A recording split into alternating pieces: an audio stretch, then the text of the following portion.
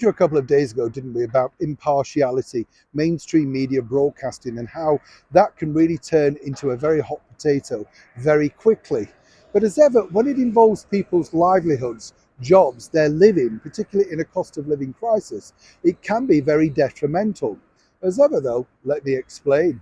Hi, good morning, Neil Sean here. Nice to have your company. And as ever, I hope you're all keeping well, fine and dandy. Now, this is a really serious story because I'm not sure if you're aware, but over here we had a problem with one of our broadcasters on the mainstream media of the BBC.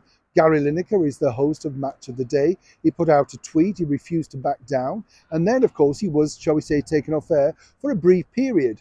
The BBC Director General, Tim Davie, didn't decide to do the right thing and has now brought him back. Many people say this is totally inappropriate. But now, many people over here in the United Kingdom are refusing to pay their BBC license fee. This is the tax that the BBC impose on every single alleged person who's eligible to pay for that license fee. You get the picture. Now, the bigger problem here is now so many people have realized that the BBC are proving not to be impartial, and this is proving very detrimental on a serious note. But you see, it always filters down to the lower end of people. It's never the person at the top that gets removed.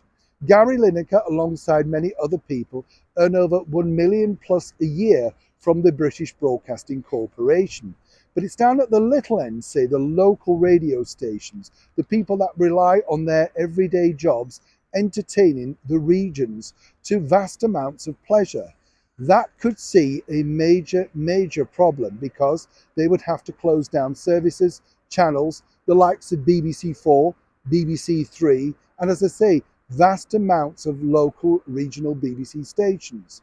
Now, a lot of people say this won't happen, but this is a major driving force. Many people just feel, why are we paying £159 a year if the boss of the BBC seemingly cannot control one of its main presenters? Now, the argument is that this particular individual is a freelancer. The other argument is that he has a rather checkered history, and of course, a lot of people are looking into that background. But now, the bigger other issue is also this. If the BBC Director General simply doesn't close this case down, he could be the one that is made to resign. But that won't stop the flow of people simply not wishing to pay for the BBC licence.